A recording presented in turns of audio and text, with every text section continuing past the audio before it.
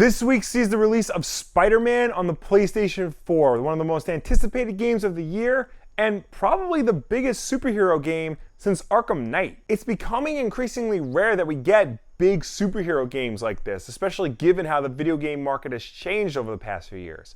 But I honestly can't think of a better character than Spider-Man to usher in this style of gameplay again, especially a character that has his own rich history in video games. I've been excited for this game ever since they announced it in 2014, and having gotten the opportunity to play it at this year's E3 has just made me more excited. This definitely feels like the Spider-Man game we've been waiting for. I'm so pumped for this game. I mean, all I want to do is talk about Spider-Man, so you know what? Let's do that. Let's talk about Spider-Man on PlayStation 1. I wasn't able to get a review copy of the new game in time for this episode. Retro review.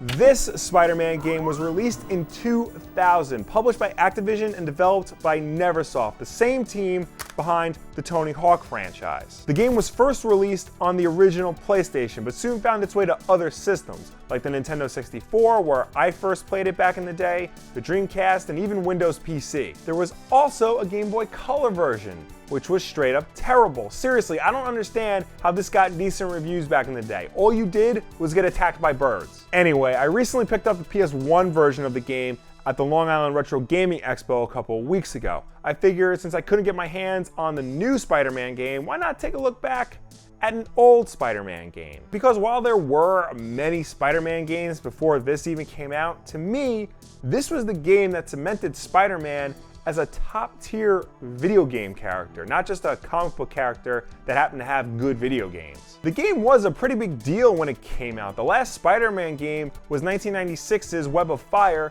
for the 32X, a game that I'm sure nobody played. And a year before that was Separation Anxiety, the sequel to the popular Maximum Carnage. And this new game was going to be the first fully 3D Spider-Man game, and again it was being made by the guys who made Tony Hawk's Pro Skater, one of the best games of its generation. There was a lot riding on this game, and fortunately, it delivered. Spider-Man was a big success both with critics and audiences. It was getting a lot of praise from the gaming world for being what was considered at the time to be the definitive Spider-Man experience. And it was a really fun game, but that was 18 years ago. And as my more feral counterpart has mentioned before on this channel, games from the N64 original PlayStation era don't hold up very well over time. The combination of janky controls and low quality 3D graphics keep a lot of games from that era from being fun to play in this day and age. And there are things about Spider-Man that have not aged well. There's the obvious stuff like graphical glitches,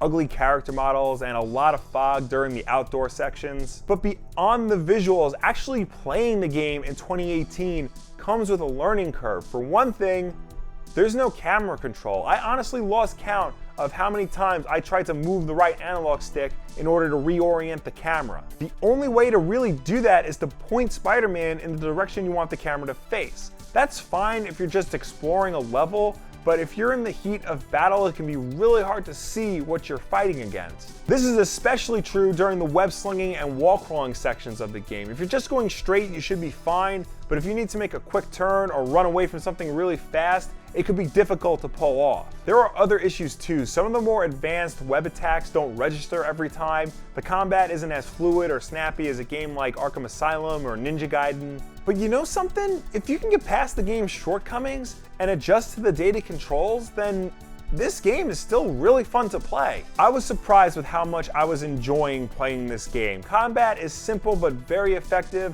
Levels are very well laid out, some of them even featuring light puzzle solving. Even the web slinging levels, there aren't many of them, and despite the issues I mentioned before, once you get in the groove of things, you actually do feel like Spider-Man swinging through New York. I mean, sure, it's primitive compared to later games. You can't really go exploring the city, and you can only really swing short distances, but it's still very effective at making you feel like you can do whatever a spider can. The boss battles with the various Spider-Man villains are all unique. You don't fight the same bad guy the same way. Even Venom, who you face off with twice in the game, you have to use a different strategy for the second encounter. And speaking of the villains, this game is great with fan service. I mean, the Rogues Gallery is a who's who of famous Spider-Man foes like Dr. Octopus, Mysterio, Scorpion, Rhino, and both Venom and Carnage. Hell, expect cameos from a lot of famous Marvel heroes like Black Cat, Daredevil, Human Torch, and more. The game isn't trying to do anything extreme with its interpretation of Spider-Man. It's using the then current continuity of the comics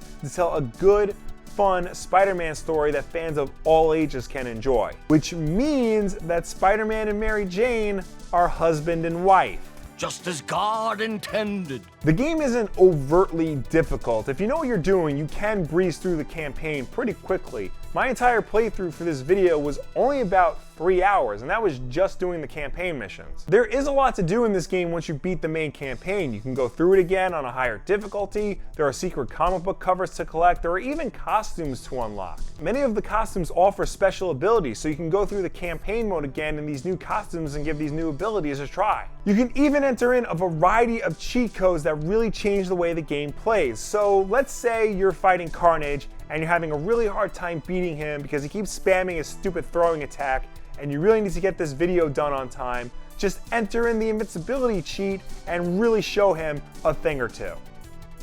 Don't at me, I don't have time for hard games anymore. Now, there was one direct sequel to this game, Spider-Man 2 Enter Electro, released in 2001 and developed this time by Vicarious Visions. I've never played it, but everything I've seen of the game makes it look to be more of the same. 1 year after that saw the release of another self-titled Spider-Man game, this time developed by Treyarch and based on the first Tobey Maguire film. It was, for all intents and purposes, a more high-res version of the PS1 game, with better graphics, tighter controls, more freedom during the web-slinging sections, and perhaps most importantly, camera control. You really don't know how much you miss something until it's not there anymore. Spider-Man 2002 would be the last of the Spider-Man games to follow Neversoft's gameplay template directly. In 2004, we saw the release of Spider-Man 2, the movie, the game, developed by Treyarch again, but completely rewriting the book on how to do a Spider-Man game. This time around, we got a fully open New York City to go exploring in,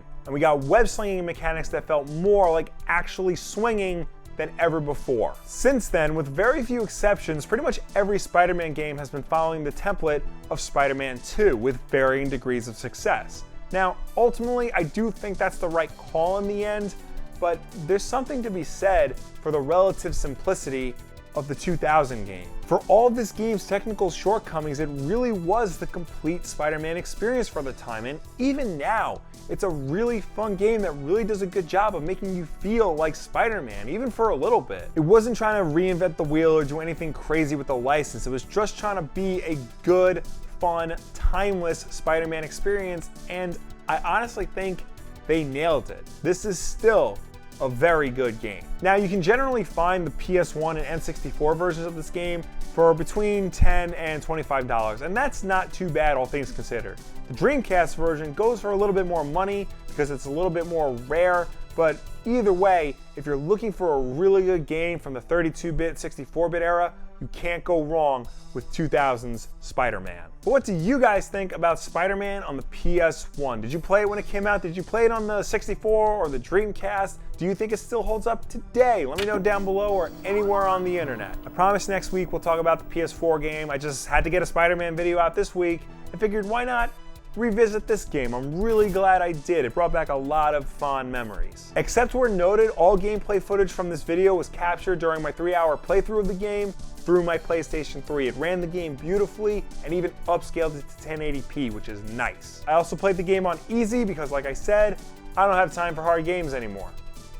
Don't at me. Of course, don't forget to check out Wulff Den Apparel, our sexy ass clothing line, and remember, we have new videos every Tuesday, Wednesday, and Wednesday night at 9 p.m. Eastern is Wulff Den Live. So subscribe to see all of that, like this video, and share it with a friend who maybe doesn't have a PS4, but has a way to play PS1 games or an N64 hooked up or a Dreamcast hooked up and needs a Spider-Man fix. This is the game for them. Thank you all for watching. I will see you next time.